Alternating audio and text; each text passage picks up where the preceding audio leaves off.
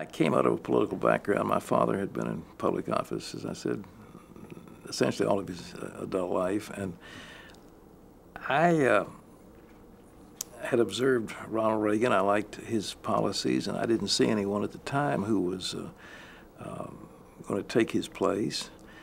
This is the 1988. That's 1988.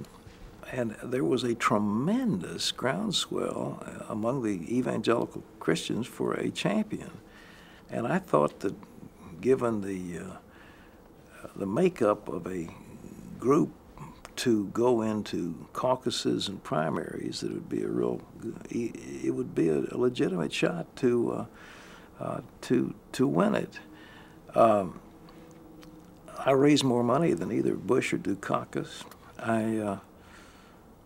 I beat Bush, I think, in a number of states. I was number one, I think, in 5 states, and number 2 in about 7 states, and so that wasn't too bad for a neophyte preacher.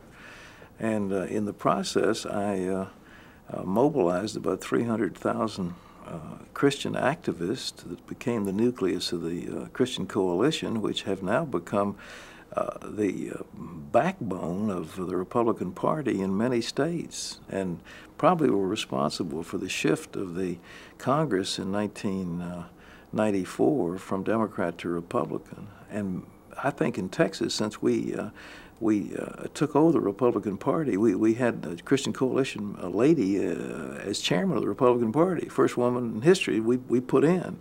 I don't think George Bush possibly would have been governor of Texas had it not been for the Christian Coalition, and therefore he might not have been president. So what I did played somewhat of a role in the public life, but I went in it to win. I didn't go in it to, to be kingmaker.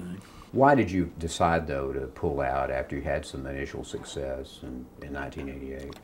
Well, there comes a time that it no longer is possible to win. I mean, when the major primaries are over and the other man has the votes, there's nothing else you can do. So I went to the convention with a substantial delegation of people, and then at the convention, of course, I gave a speech for George Bush and urged people to support him.